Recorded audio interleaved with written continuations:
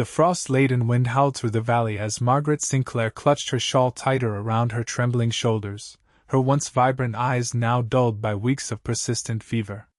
The brutal Montana winter of 1878 had settled into her bones with a vengeance, leaving her weaker with each passing day. "Miss Margaret, you need to rest," Mrs. Holloway insisted, pressing a weathered hand against Margaret's forehead. The elderly woman's face creased with concern. "That cough's getting worse, and your pa would have my hide if he knew I was letting you work in this state." Margaret waved away the housekeeper's concern, though the simple gesture left her dizzy. "The ranch won't run itself, Mrs. Holloway. With Pa gone to sell cattle in Billings, I can't just lie about." The Sinclair ranch had been Margaret's whole world for all her 22 years. Since her mother's passing during a cholera outbreak a decade earlier, she'd become the woman of the house, working alongside her father to maintain their sprawling cattle operation. The harsh winter had already claimed 3 of their ranch hands, who'd departed for warmer prospects down south, leaving them desperately short-handed. "At least take some of my willow bark tea," Mrs. Holloway insisted, already moving to the kitchen. "It'll help with the fever." Margaret nodded weakly, sinking into her father's leather chair by the fireplace. The flames danced before her eyes, blurring as another wave of dizziness washed over her. She'd been fighting this sickness for nearly 3 weeks now, ever since getting caught in that sudden blizzard while checking the south pasture fence line. Each day, her strength ebbed a little more, like the creek behind their property slowly freezing over. A sudden pounding at the door startled both women. "Who in tarnation would be out in this weather?" Mrs. Holloway muttered, setting down the kettle and shuffling toward the entrance. Margaret struggled to her feet, swaying slightly as she moved to follow. The heavy oak door swung open to reveal a tall figure, hat pulled low against the driving snow, shoulders dusted white. "Evening, madam," came a deep voice. "Name's Dawson Blackwood. I've come about the ranch hand position." Mrs. Holloway hesitated. "In this weather? You must be half frozen." The man stepped into the light of the entryway lantern, removing his hat to reveal piercing blue eyes set in a weathered face. His dark hair was flecked with melting snow, and a short beard framed a strong jawline. He couldn't have been more than 28, Margaret guessed, though the elements had clearly done their work on him. "Been riding since dawn," he explained. "Heard in town you were short-handed." Margaret stepped forward, determined to appear stronger than she felt. "I'm Margaret Sinclair. This is my father's ranch, though he's away on business." The cowboy's eyes assessed her quickly, noting her pallor and the slight sway in her stance. "Madam," he nodded respectfully, but concern flickered across his features. "You've come at a fortunate time, Mr. Blackwood," Margaret continued, fighting to keep her voice steady. "We've lost several hands to the winter and—" The room suddenly tilted, the floor rushing up to meet her. Strong arms caught her before she hit the ground, and through the fog closing in around her consciousness, Margaret heard the stranger's voice. "She's burning with fever," Dawson said urgently to Mrs. Holloway. "Where can I lay her down?" "This way, quickly," the housekeeper directed, leading him toward Margaret's bedroom. As darkness claimed her, Margaret felt herself being carried, secure against the broad chest, the scent of leather and pine filling her senses. "Hold on, Miss Sinclair," the cowboy murmured, his voice the last thing she heard before unconsciousness took her. "You're going to be all right." When Margaret next opened her eyes, weak sunlight filtered through her bedroom curtains. Her throat felt raw, her body heavy with exhaustion. Turning her head slightly, she was startled to find the stranger Dawson seated in a chair beside her bed, his head bowed in sleep, hat resting on his knee. "How long?" she managed to whisper. Dawson startled awake, immediately sitting straight. "Miss Sinclair," he said, relief evident in his voice. "You've been asleep for nearly 2 days." "2 days?" Margaret tried to sit up but found herself too weak. "The cattle are fine," he assured her. "I've been seeing to them. Mrs. Holloway hired me on the spot when you collapsed." Margaret studied him, suspicious yet grateful. "And you've been watching over me as well?" A slight flush colored his tanned cheeks. Mrs. Holloway needed rest. We've been taking turns. The doctor from town came yesterday, said you've got pneumonia setting in. Prescribed bed rest and some medicines. She closed her eyes, embarrassment washing over her. I'm sorry you've walked into such a mess, Mr. Blackwood. Dawson, he corrected gently. And there's no need for apologies. I've worked sicker ranches than this. Despite her condition, Margaret found herself smiling weakly. Are you always so direct? Only when it matters, Miss Sinclair. He rose to his feet. I should let Mrs. Holloway know you're awake. She's been worried sick. As he moved to the door, Margaret called after him, her voice barely audible. Thank you, Dawson. He paused, looking back at her with an expression she couldn't quite read. Just doing what needed doing, madam. The days that followed settled into an unusual rhythm. Margaret's fever remained stubborn, breaking only to return with nightfall. When she was lucid, she'd insist on hearing reports about the ranch, the cattle count, fence repairs, feed supplies, anything to feel connected to the life continuing outside her sickroom. Dawson proved himself surprisingly capable. He knew cattle and horses better than most of the hands they'd lost, and he seemed undaunted by the brutal cold that had driven others away. Each evening, he'd bring Margaret her supper tray personally, giving her a full accounting of the day's work. Found 3 calves trapped in that ravine by the North Creek, he told her one evening, a week after his arrival. Mother dead from cold. Brought them back to the barn. Margaret sat propped against her pillows, picking at her stew. Will they survive? Already have them taking milk from a bottle, he replied, and the hint of pride in his voice made her look up. The smallest one's a fighter, reminds me of someone. Their eyes met briefly before Margaret looked away, uncomfortable with the warmth spreading through her that had nothing to do with her fever. My father should be back within the week, she said, changing the subject. He'll be grateful for all you've done. Dawson nodded, his expression unreadable. I'll be moving on then, I expect. The thought brought an unexpected pang of dismay. You don't have to. We'll need help through spring calving. A ghost of a smile touched his lips. We'll see what your father says. That night, Margaret's fever spiked dangerously. She thrashed in her bed, lost in nightmares where snow buried the ranch and everyone she loved. Through the haze of delirium, she was vaguely aware of cool cloths on her forehead, of a strong hand holding hers, of a deep voice reading from what sounded like her mother's old book of poetry. When morning came, she found Dawson asleep in the chair beside her bed once more, his hand still loosely holding hers. As if sensing her gaze, he stirred, immediately checking her forehead with a gentle touch. Fever's broken, he murmured, relief evident in his voice. You stayed all night, Margaret observed, her voice raspy. He withdrew his hand, suddenly self-conscious. Mrs. Holloway needed rest. You were reading to me. Dawson picked up the small leather-bound volume from the bedside table. Your mother's book, Mrs. Holloway said. Hope you don't mind. Margaret's throat tightened with emotion. No one's read from that since she died. Something passed between them then, a moment of understanding that needed no words. Dawson carefully returned the book to its place and stood. I should see to the morning chores, he said quietly. Dawson, Margaret called as he reached the door. Thank you. Not just for last night, but for everything. He tipped his head in acknowledgement. Get some rest, Miss Sinclair. You're on the mend, but you're not there yet. The improvement in Margaret's condition continued steadily over the next days. By the weekend, she was able to sit in the parlor for short periods, wrapped in blankets near the fire. The color had begun returning to her cheeks, though her strength was slow to follow. It was during one of these afternoons that Dawson burst through the front door, bringing a blast of cold air with him. Snow dusted his shoulders, but it was the grim set of his jaw that caught Margaret's attention.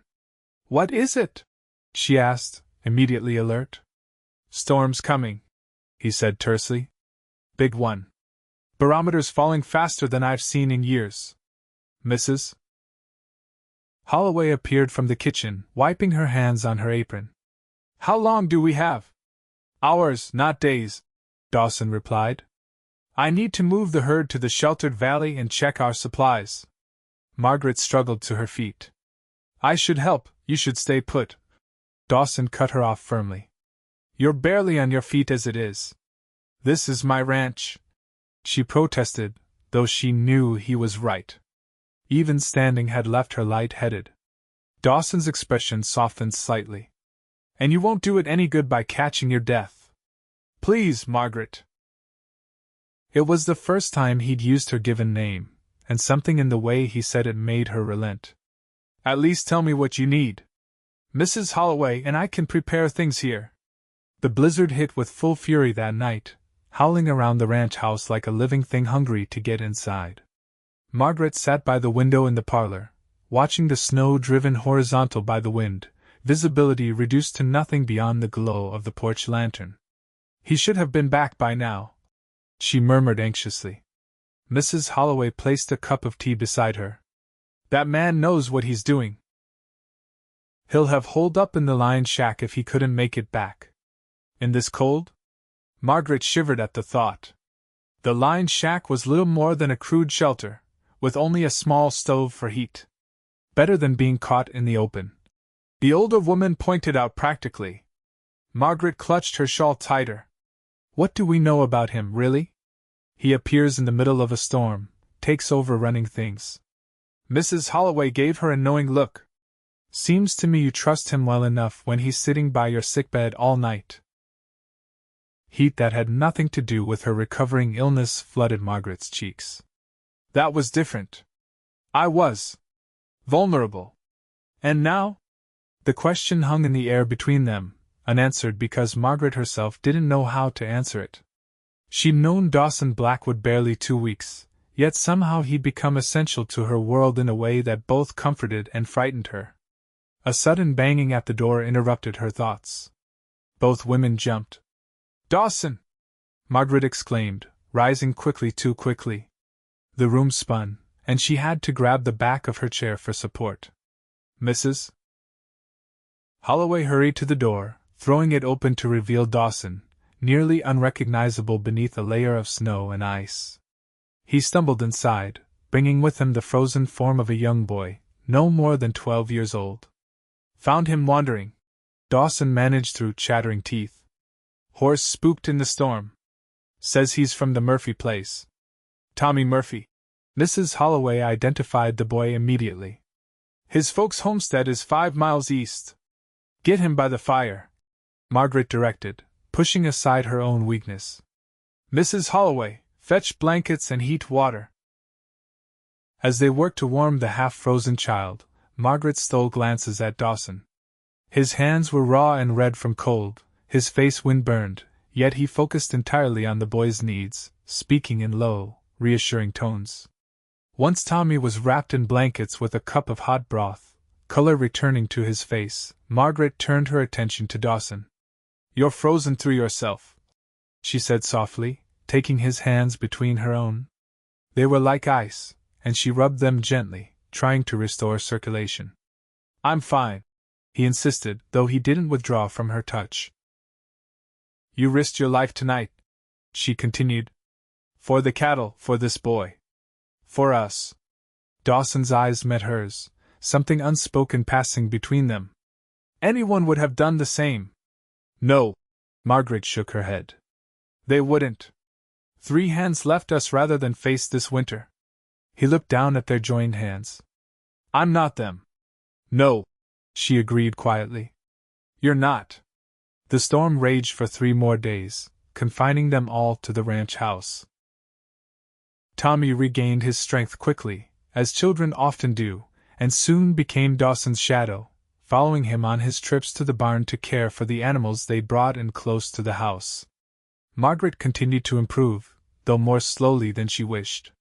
By the 3rd day, she insisted on helping Mrs. Holloway with meals, desperate for useful activity after weeks of illness. You're pushing too hard, Dawson observed, watching her sway slightly as she stirred a pot of stew. I'm tired of being useless, she replied tersely. Is that what you think? That you've been useless? He seemed genuinely puzzled by this. Margaret set down her spoon with more force than necessary. What would you call it? Lying in bed while a stranger runs my family's ranch? I'd call it healing, he said simply. And I'm hardly running things. Just keeping them going until you're back on your feet. She sighed, the fight leaving her. I'm sorry. I'm not accustomed to depending on others. I've noticed, Dawson replied, a hint of amusement in his voice. Stubborn as that roan stallion in your north pasture. Despite herself, Margaret smiled. Spirit? He's impossible. Not impossible. Just needs the right approach. Their eyes met across the kitchen, and for a moment, Margaret wondered if they were still talking about the horse. The storm finally broke on the fourth day, revealing a transformed landscape buried under feet of snow. Dawson set out immediately to check on the herd, taking young Tommy with him to the Murphy homestead. Margaret stood on the porch, watching them ride out, an unexpected heaviness settling in her chest at the thought that with the roads clearing, her father would soon return and Dawson would likely move on. When they returned that evening, the news was grim. The Murphy place had been nearly destroyed by the storm, the family taking shelter in their root cellar. Worse, half the Sinclair herd had broken through the ice on the creek during the blizzard, the survivors scattered across 3 valleys. We'll need to start gathering them tomorrow, Dawson said, exhaustion evident in his voice. Before the wolves get too many. I'm coming with you, Margaret stated firmly. Dawson opened his mouth to protest, then seemed to think better of it. If you think you're strong enough. I am, she insisted, though in truth she wasn't certain. But she couldn't bear another day of confinement, while her ranch teetered on the edge of disaster. Dawn broke clear and bitterly cold. Margaret dressed in her warmest riding clothes, her hands trembling slightly with weakness she refused to acknowledge. Mrs. Holloway watched her with obvious concern but said nothing as she packed food for their day's ride. Dawson was waiting in the yard with the horses, leading her mare, Penny, alongside his own mount. He eyed her critically as she emerged from the house. Still time to reconsider, he offered. Margaret pulled on her gloves. I'm fine. His gaze lingered on her face, noting the paleness beneath her determined expression. We'll take it slow. The day proved grueling. The snow made travel difficult, and the scattered cattle were wary and quick to bolt. By midday, Margaret's strength was flagging badly, though she refused to admit it. They'd located only a third of the missing herd, with miles of rugged terrain still to search.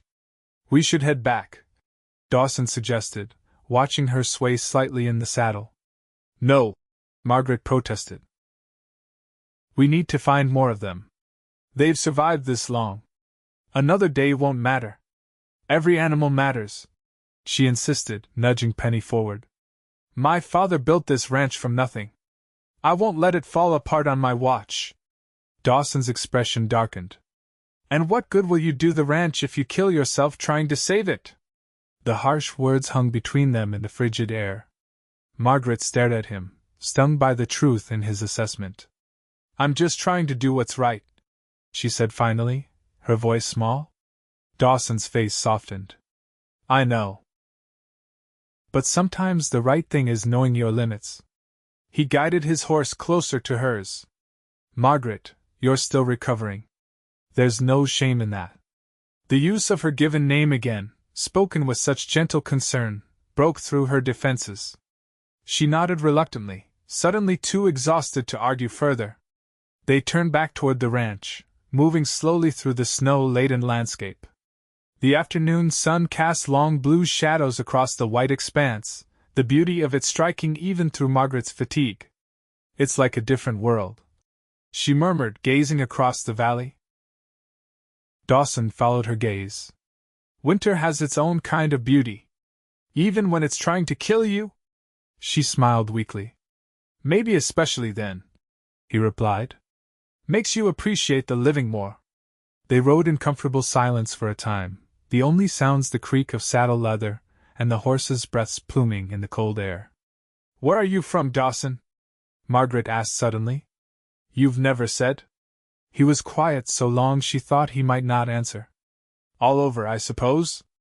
Born in Missouri. Father was a drifter, mother died when I was young. Been moving west ever since I was old enough to ride. No place you call home? His eyes met hers briefly. Not yet. There was something in that simple statement that made Margaret's heart beat faster. Before she could respond, Penny stumbled in a hidden snow drift, nearly unseating her. Dawson was beside her instantly, steadying both her and the horse. Easy, he murmured, his hand warm on her arm even through layers of clothing. Margaret nodded gratefully, but the brief excitement had drained what little energy she had left. By the time the ranch buildings came into view, she was slumped in the saddle, her vision blurring at the edges. Margaret? Dawson's voice seemed to come from far away. She tried to respond, but the words wouldn't form. The last thing she remembered was the sensation of falling, and then strong arms catching her once again. She woke in her own bed, the room dim with evening shadows. Mrs. Holloway sat nearby, knitting by lamplight. Welcome back, the older woman said, setting aside her work. You gave us quite a scare. Margaret struggled to sit up. How long was I? Just a few hours. Your body knows what it needs, even if your stubborn mind doesn't. Mrs. Holloway's tone was gently scolding. Dawson? Out checking the stock. That man hasn't stopped moving since he brought you in. She paused, studying Margaret's face. He cares for you, you know. Margaret looked away. He's a good man. He cares for everyone. Not like this, Mrs. Holloway said with quiet certainty. I've seen the way he watches you when you're not looking. Heat crept into Margaret's cheeks. It doesn't matter. He'll be gone soon enough. Will he? Or is that just what you're telling yourself because it's safer than the alternative? Before Margaret could respond, the door opened and Dawson himself appeared, his tall frame filling the doorway. His expression lightened visibly when he saw her awake. I'll leave you two to talk, Mrs. Holloway said, rising with a knowing smile that made Margaret want to sink beneath her covers. When they were alone, Dawson approached the bed cautiously. How are you feeling? Embarrassed, Margaret admitted. I should have listened to you. Yes, you should have, he agreed, the corner of his mouth quirking upward. But I'm getting used to your stubbornness. Getting used to it, she repeated softly. You make it sound like you're planning to stay a while. His smile faded, replaced by an earnestness that made her breath catch. Would that be so bad? My father is a day's ride away, according to the telegraph that came this afternoon, Dawson interrupted. Roads are clearing. He should be here tomorrow. Margaret absorbed this news, conflicting emotions washing over her. Relief at her father's imminent return mingled with anxiety about Dawson's place in their future. He'll be grateful for all you've done, she said finally. That's not what I'm asking, Margaret. The directness of his gaze made her heart race. What are you asking, then? Dawson took a deep breath. Do you want me to stay? Not just for the ranch, but for... He stopped, seemingly unable to find the right words. For me? She finished quietly. He nodded, his usual confidence giving way to vulnerability that touched her deeply. Margaret reached out, taking his hand in hers. I've known you hardly any time at all, she said softly. By all reason, you're still a stranger to me. His face fell slightly, but he nodded in understanding. And yet, she continued, when I think of this place without you in it, something feels wrong. Like a song missing its melody. Hope kindled in his eyes. Margaret, I don't know what this is between us, she admitted. But I'd like the chance to find out. The smile that spread across his face was like sunrise breaking over the mountains. He raised her hand to his lips, pressing a gentle kiss to her knuckles. That's all I'm asking for, he said. A chance. The following day brought William Sinclair home to his ranch, his wagon loaded with supplies and his face creased with worry. The reunion was joyful but tempered by his shock at Margaret's weakened condition and the state of their herd after the brutal storms. If not for Mr. Blackwood here, Mrs. Holloway told him over dinner that evening, I don't know what would have become of us or your daughter. William studied Dawson thoughtfully across the table. Seems I owe you a debt, young man. No debt, sir, Dawson replied. Just doing what needed doing. He's being modest, Pa, Margaret interjected. He saved half our herd, rescued Tommy Murphy, and… She hesitated, color rising in her cheeks. And he took care of me when I was at my worst. William's shrewd eyes moved between them, missing nothing of the glances they exchanged. I see, he said simply. Later that evening, Margaret found her father on the porch, smoking his pipe and gazing at the star-filled sky. She joined him, pulling her shawl tight against the night chill. Beautiful night, she commented, following his gaze upward. He agreed. After a moment, he added, This Blackwood fellow. You trust him? The directness of the question didn't surprise her. William Sinclair had never been one to talk around a subject. Yes, she answered without hesitation. More than I can explain. Her father nodded slowly. Your mother would have liked him. She always said you know your own mind when it mattered. Margaret smiled at the memory. She was right about most things. All things, William corrected with a wistful smile. I've asked him to stay on. Offered him the foreman position. Margaret's heart leapt. And? Said he'd think on it. William studied his daughter's face in the moonlight. Though I suspect his answer might depend on more than just the wages I'm offering. She ducked her head, unable to hide her smile. Perhaps. William placed a weathered hand over hers. You're still recovering, Maggie. Take your time. With your health and with other matters. I will, Pa, she promised, leaning against his shoulder like she had as a child. But I think maybe this is one case where my heart knew before my head caught up. The following weeks brought a gradual thaw in the weather and in Margaret's health. Her strength returned steadily, and by early March, she was back to most of her regular duties around the ranch. Dawson had accepted the foreman position, throwing himself into preparations for the spring calving season with characteristic thoroughness. They settled into a new rhythm, working side by side during the days, their evenings often spent in the parlor with William, planning the ranch's recovery from the harsh winter.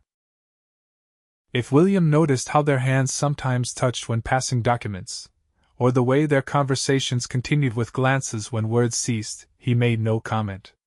One crisp morning in late March, Margaret rode out to check the south pasture where the first spring grass was beginning to show through the melting snow.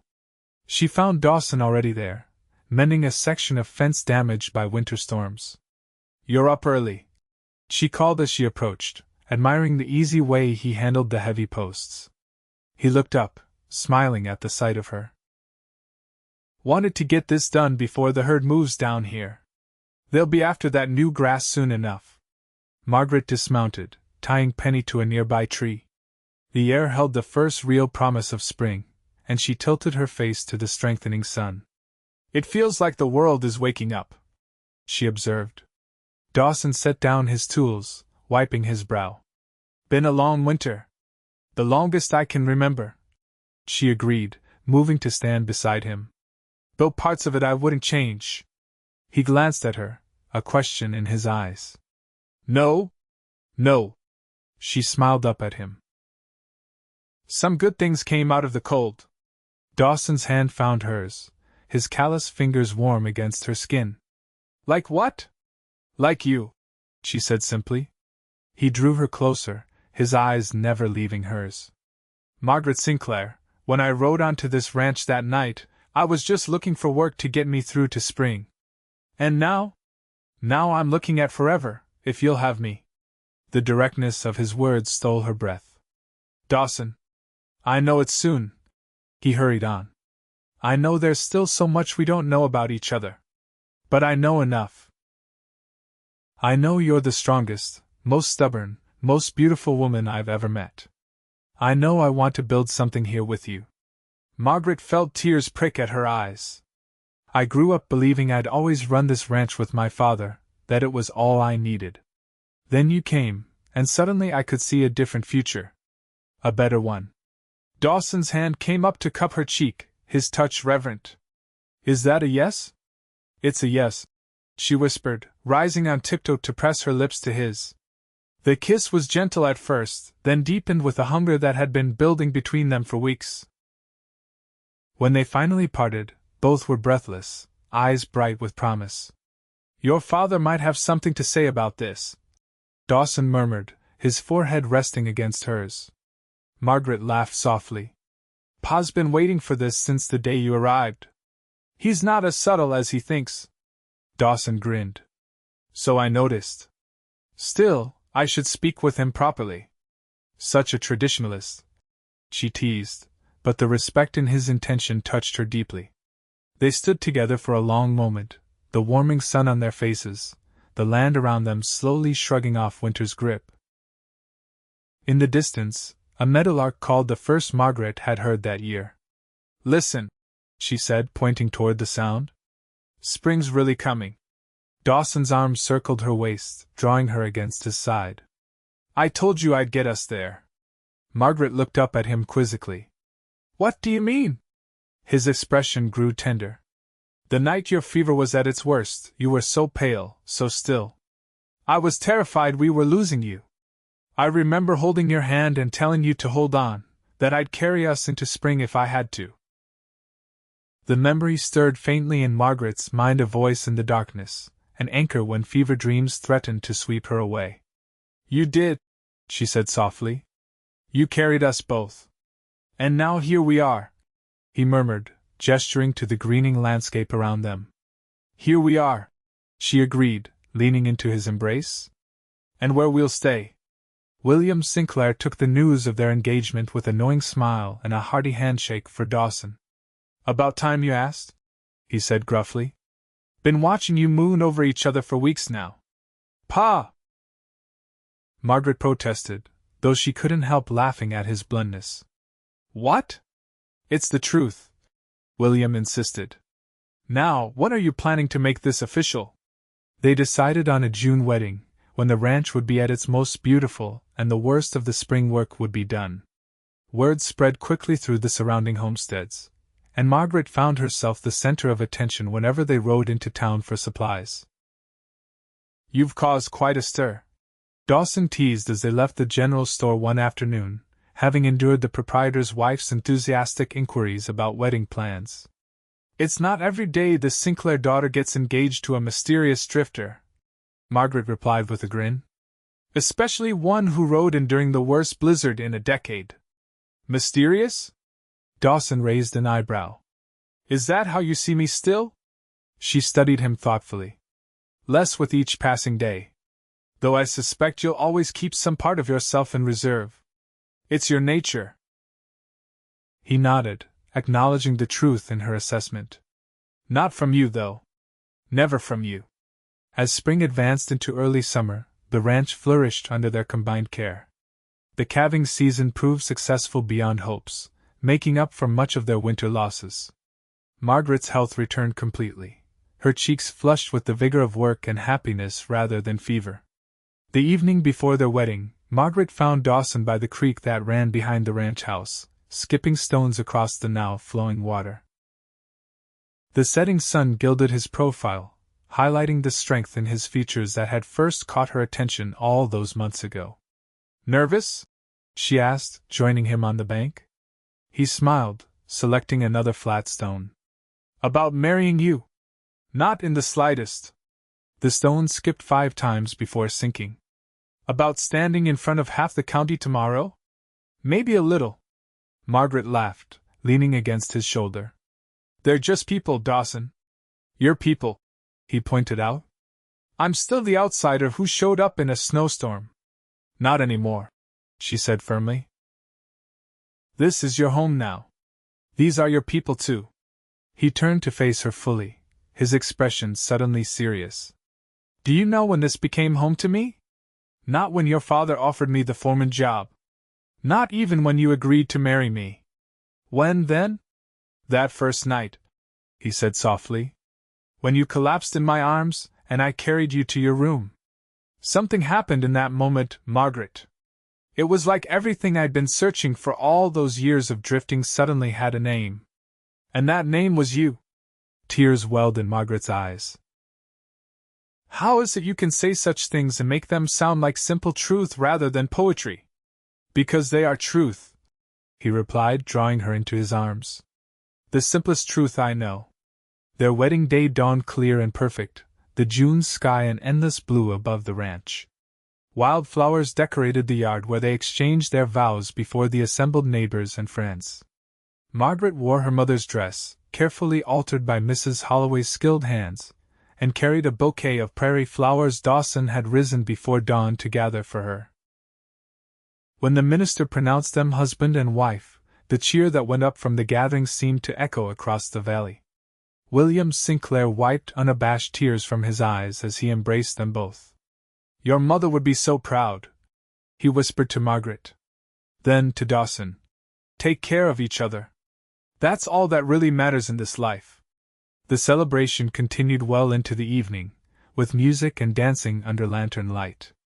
As the moon rose over the mountains, Dawson led Margaret away from the festivities, down to the creek where they had stood the night before. Mrs. Blackwood, he said, testing the name with evident pleasure. I have something for you. From his pocket, he produced a small wooden box, intricately carved with wild flowers. I made this during those long nights watching over you last winter, he explained, never thinking I'd actually be giving it to you as my wife. Margaret opened it carefully to find a delicate silver locket inside. Dawson, it's beautiful. Open it, he urged. Inside was a tiny pressed flower, the first crocus that had bloomed on the ranch that spring, signaling winter's end. So you'll always remember, Dawson said softly, that even the hardest winter eventually yields to spring. Margaret closed her hand around the locket, then reached up to touch his face. I'll never forget. How could I? You carried us both through. He leaned down to kiss her, his lips warm and certain against hers. Above them, stars scattered across the vast Montana sky, witnesses to a love born in winter's grip but destined to flourish through all seasons to come. 5 years later, Margaret stood on the porch of the expanded ranch house, watching as Dawson taught their 4-year-old son William to ride his first pony. Their 2-year-old daughter Elizabeth clung to Margaret's skirts, her dark curls so like her father's blowing in the gentle summer breeze.